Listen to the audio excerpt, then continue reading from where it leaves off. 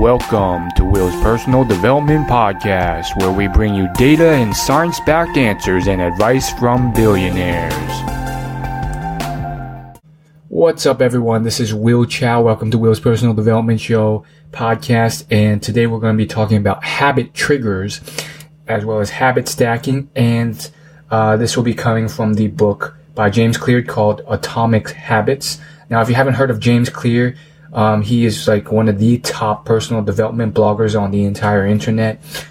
He writes very high quality, long form, science backed, research backed, and oftentimes case study backed articles on his website. And he's more of a quality than quantity person. So, nowadays he only writes like 1 or 2 articles a month. A couple years ago, he was writing 1 or 2 a week. But now he's really tapered it down.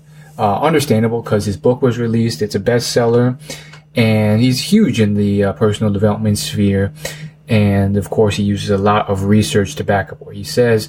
So I'm very excited to kind of tell you what I learned from this book in terms of habits, because this guy is a real deal, and there's very few people out there like him that really goes into all the research and thoroughly brings out a point. Now, this book has been long in the making, and you may have even heard of him if you follow a lot of personal development stuff, because he's been all around, going on many podcasts and YouTube channels and stuff to promote his book. I'm not affiliated with him at all. So if you're wondering if I was paid or something to talk about him, not the case at all. I thought his book was spectacular, and let's just get straight into it. So, habit triggers. Turns out there's 4 aspects to building a habit, which is unlike what Charles Duhigg said in Power of Habits. So I think one of the downsides to Charles Duhigg's book, even though it's one of the most popular on habit formation, is that it's really surface level. It goes into some details of habits, but tells too many stories. And so the 4 triggers that James Clear says, the 4 parts of habits are trigger, craving, behavior, and reward. And those 4 elements make up a habit, and the more you do them, the more you repeat them, the more it solidifies in your brain. And for a lot of listeners, you probably already know how important habits are, but he makes a whole case for an entire chapter at the beginning of the book about how habits are one of the most important things you can do to change your life for the better. Small habits will compound into millions of dollars. Health, fitness, focus, relationships, anything you can really think of, happiness, decades down the line. And he makes the claim that 40% of our behaviors, based off research, are habits. So your habits are really what makes up your actions, which make up your life. And so if you can tweak them, and he makes the case, like the title says, in small, tiny ways, those actions will trickle down to changing your life, and making it 10 times better than other people's lives, a few years or decades down the road. So now you have those 4 parts, stages to a habit in mind. Let's talk about habit triggers. So this is the first part of a habit. Something triggers you to get initiated in a habit. It's some type of cue usually, and really hacking this part is really important. Now, he says for each of these stages, you can add to it to form good habits, or you can take the inverse of it to avoid bad habits. So with a cue, also called a trigger, it's usually something that causes you to get to the next stage, the craving. So without the cue, there would be no craving, and there'd be no need to begin the habit. So let's say you chew your nails a lot and it's really disgusting and it hurts your fingers. The cue is probably some type of nerves or anxiety, which is caused by going into high pressure meetings, or it might just be getting bored. So that's a cue for a bad habit. An example of a cue for a good habit would be something like brushing your teeth or exercising on the daily. Maybe the cue is you just got off work and your gym is a 5-minute drive away, and each time you walk out of work, you see your gym bag or you see your calendar, and that's the trigger that causes the craving to go to exercise. For something like brushing your teeth, maybe the cue is something like walking past the bathroom after you take a dump, because you always take a dump at 8 p.m., and seeing the toothbrush. Or the cue is that you feel an itching feeling on your teeth at 9 p.m. Or maybe it's you see a notification on your phone that says brush teeth at 10:30 p.m. So those are cues and triggers, and they're very important. James Clear says what's really necessary to manufacture a working trigger is it has to be something that is very specific with a specific time and place. So for James, he wanted to manufacture the habit of 10 push-ups a day. But he had a initial trigger that at first seemed good, but really wasn't specific enough. So he said, after lunch, I'm going to do 10 push-ups. Now that seems specific enough, but it's not. It wasn't clear what specific thing triggers that during lunch or after lunch, and it wasn't specifically clear when and where that took place. So of course, that room for vagueness, that level of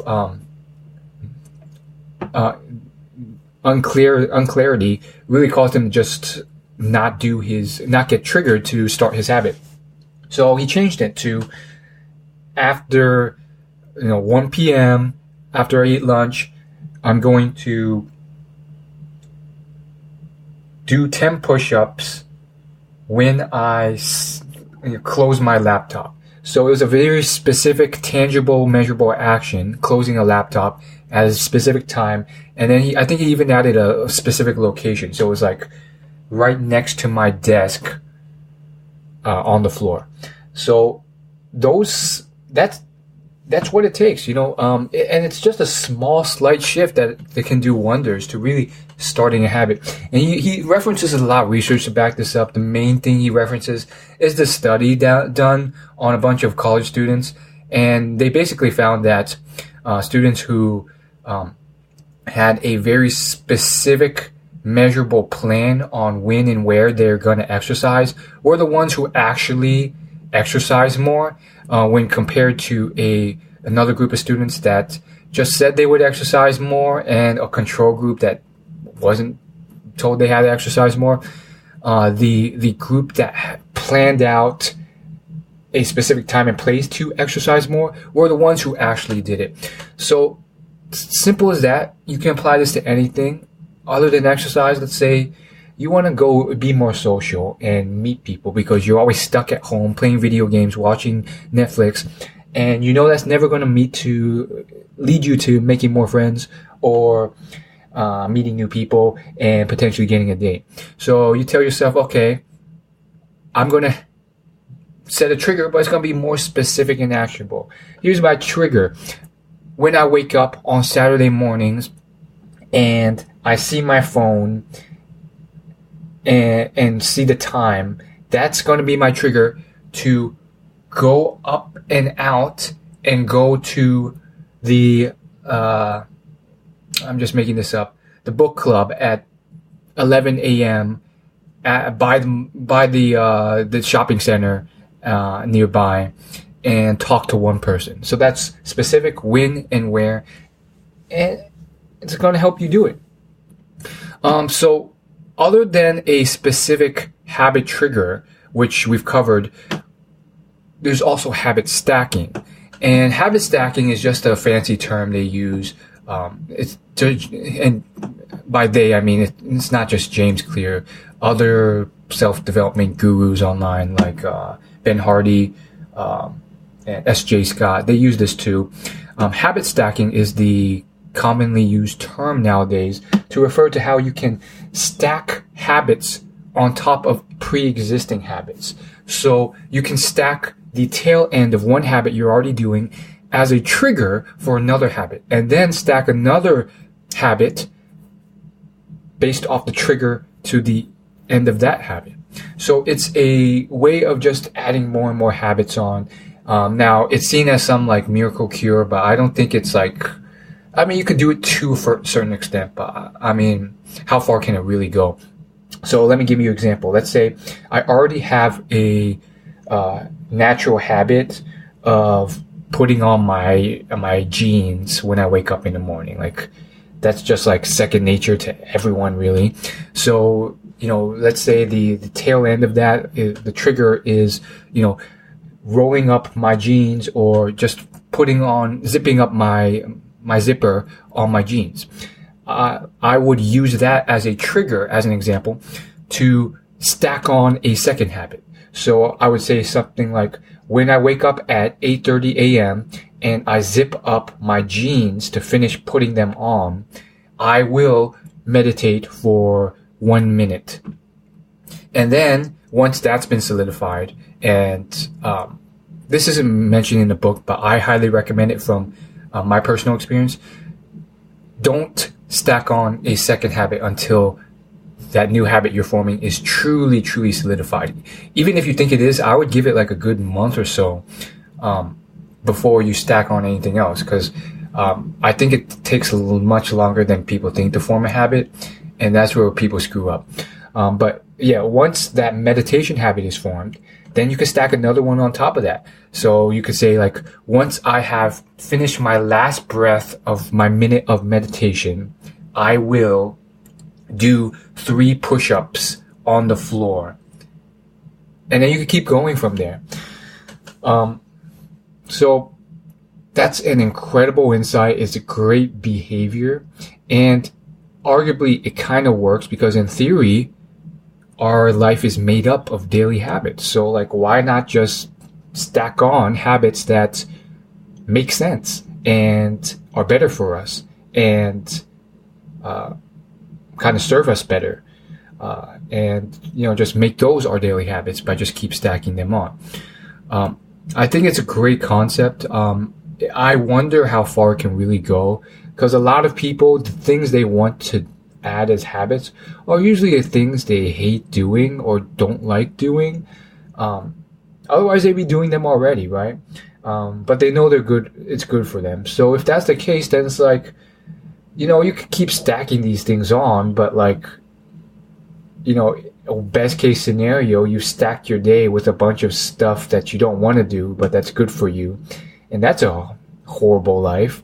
Or like, I mean, you can maybe hack it, and maybe this is what I recommend. Maybe you can not just stick to just habit stacking, but also look at how you can make each of these things more enjoyable and fun and interesting. Maybe you don't like exercising through CrossFit because it's too intense and dangerous, and it burns your throat because it's high intensity interval training. Well, you can find other ways of exercising that's fun. Maybe that's dancing. I've done some hip hop dance classes, and I come out sweating sometimes. Maybe that's what you need to do for cardio. Or if you want weightlifting, maybe it's going to a bodybuilding gym and like working out with hot girls there, and the presence of those girls are like kind of like motivate you, and it's more fun just to be around them while you're exercising, and that gets you in the mood to exercise. So that really wasn't covered in James Clear's book. His book was very technical. It was very concise too. I think it was only like 200 or 300 pages, but like almost every page was like worth it. And I love that. Like, it didn't have much fluff in it, but his book was very technical, informative, and I mean, it did cover the emotional side to it, but like, I had these questions. I was like, this is all good and dandy, but like, and this is really practical, useful stuff. Some of it I've never heard before, which is saying something, because I hear everything in the personal development space since I'm like a fanboy of it. But like some of it was like, how far will it get you? Like you do all these technical stuff, you habit stack, you manufacture the trigger and all this stuff, but like, let's talk about like the passion, the enjoyment aspect of it. Like, let's say, you have to work X hours a day and then you wake up and then you spend the next X hours after dinner wasting time and X hours before work wasting time. Sure, you can stack up all these habits like that you don't want to do but are good for you, like exercise, meditation, washing the dishes, push-ups, cleaning, journaling, visualizing, going out and socializing. But I've been there. I've managed to put all this stuff in and do it, and yet I don't know if it's about making it a habit. I just got burnt out because it wasn't enjoyable. I was going to like these masculinity meetings and Toastmasters and like public speaking things and like networking events and like exercising every day and all this other stuff. And I was just like, I'm sick of it. It's like, I know I'm doing this for my future, but I really do not like any of this stuff I'm doing right now. I just want to watch some Netflix for once. So I still got burnt out in a way. And for a while, like I had formed some consistent habits. So that was one area that I don't think was really addressed in the book. And I mean, to this day, like, I think like what he says is great, but like, I think what's more important is to find cool and fun ways of doing it so that you don't get burned out. Now, the best tip in the book and the best thing that's worked for me to solve all those problems I just mentioned is what he calls the 2-minute rule. Now he might have stole this from BJ Fogg, but, I didn't come up with this myself either. He does credit Dr. BJ Fogg in the book, generally speaking, and it doesn't matter who it came from, but the 2-minute rule is basically you only do any habit you're starting for 2 minutes. And the idea behind it is that since you're doing something for such a little amount of time that it's not a chore, doesn't feel like work to you, anyone can get started on it, and then you can optimize it once you have standardized it. But if you haven't solidified it into a habit in the first place, then who cares about optimizing it or lengthening the time you're doing it? I think it was the most important tip in the book, or one of, and I don't think it was emphasized enough, but although it did get its fair share in the book, because I think it was probably one of the key things that led to a lot of the great things I do. Now, I will give some pitfalls to it just based off personal experience, but overall it has been so useful. He also cites a lot of case studies in the book that I relate to.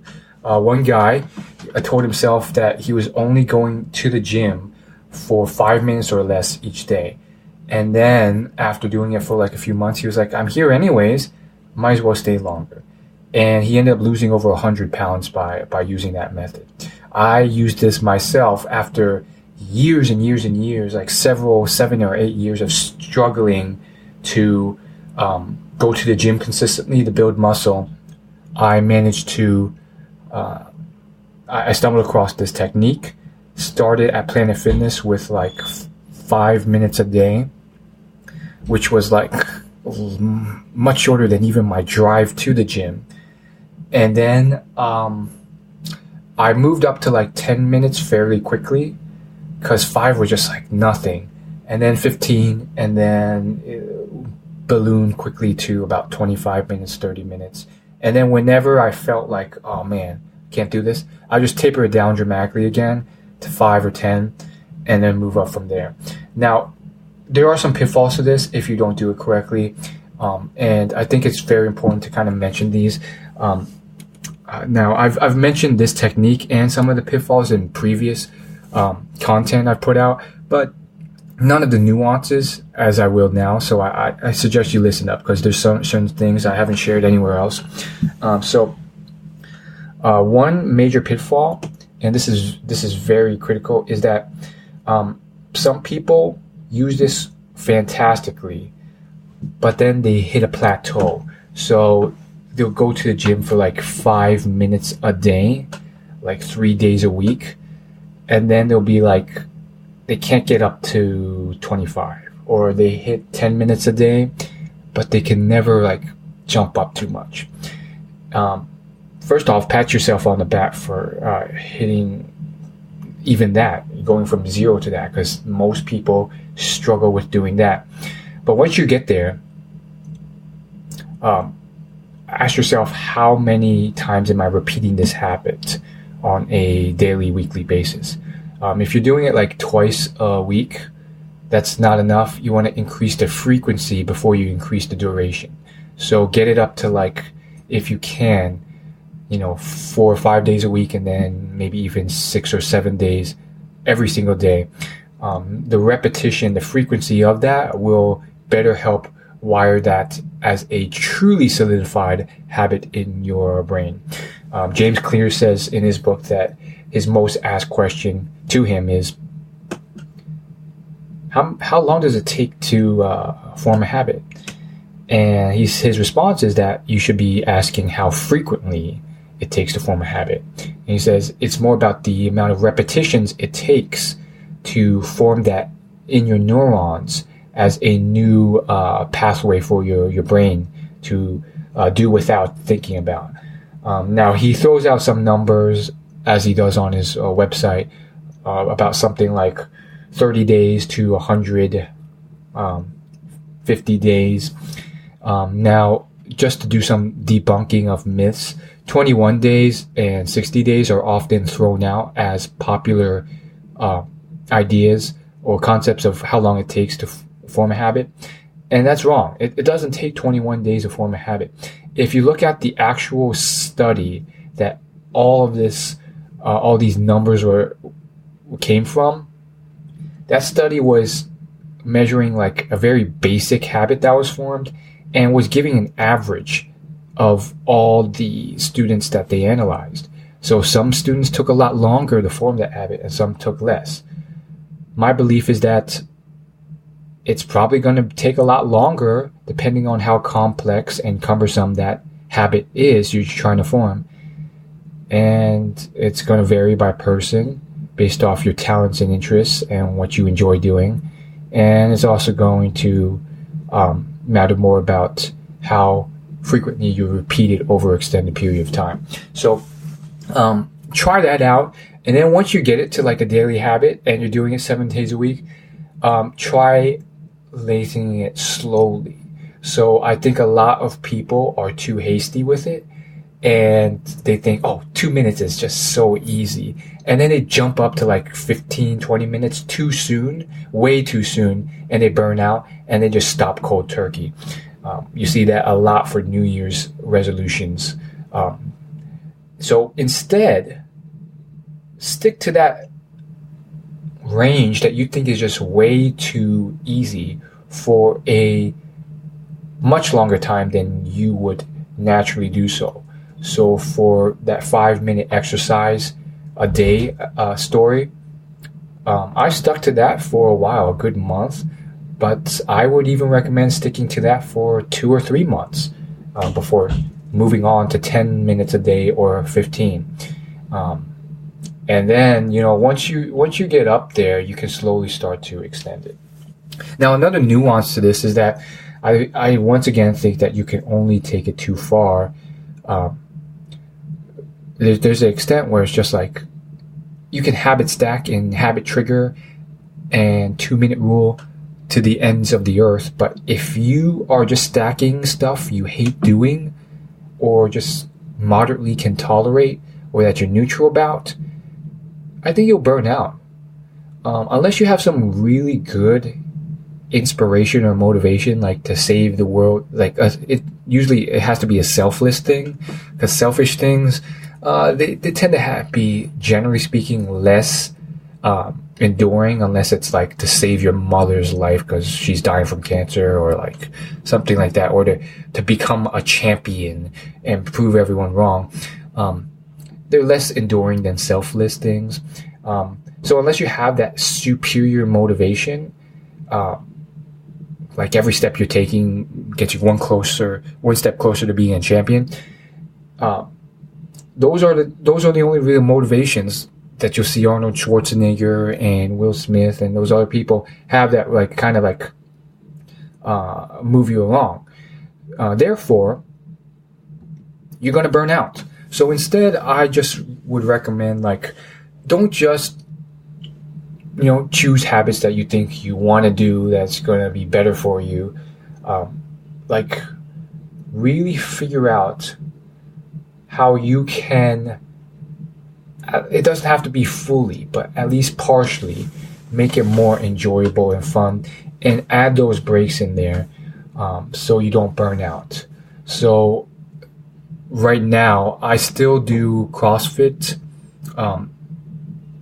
5 days a week. Every day the gym is open. It's not open on Sundays, and it's only open very limited on Saturdays.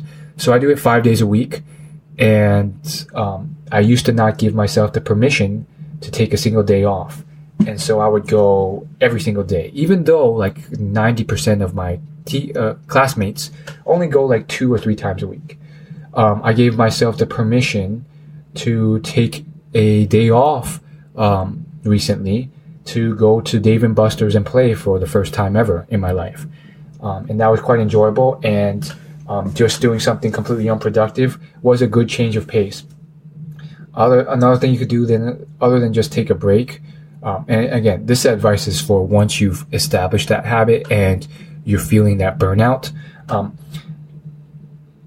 try manufacturing it so it's partially fun. So I made that analogy with hip-hop dance class, but let's use a non-exercise analogy. Let's say you want to meet more people and socialize with more attractive people of the opposite gender to improve your dating life. But you just hate going to like nightclubs and stuff like that. Really, really give yourself the permission to leave after just 5 minutes or 10 minutes at that place. So really enforce the 5-minute rule or 2-minute rule, because I've found that a lot of mistakes I've made and others have made is because they never really give themselves the permission to stop after like 5 or 10 minutes. But you're incrementally moving upwards, and if you don't ever start there, you will burn out faster than you would have. And sometimes you just have to jump back down. Maybe you're going to these networking events for 30 minutes every day, but you're feeling burnt out. Really give yourself the permission to jump down to 2 minutes at that event, and stop when it starts feeling like a chore. It seems like, you don't want to do this because you have high standards and so forth, but that's really sometimes what you need to still keep that habit going and actually do something to snowball your life, but also not burn out. Because the worst thing you can do is just to drop back down to zero, doing nothing. And then the final thing is to forgive yourself. Forgive yourself. Pat yourself on the back for your screw-ups. If you do drop down to zero, it's okay. Forgive yourself and get back on track and just get started again. This is something that a lot of fitness experts have told me. This is something that I've done the research on, and I wrote a whole article on procrastination and why the people who defeat procrastination and get back on the grind faster than others are the ones who forgive themselves more so than the ones who beat themselves up too much. So we could talk about this for a long time, but that's where I'm going to wrap it up here.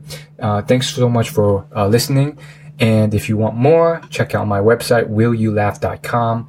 There'll be a link to my email newsletter where I share even more awesome tips and stories that I share nowhere else. So please check me out there. See you guys later. Peace.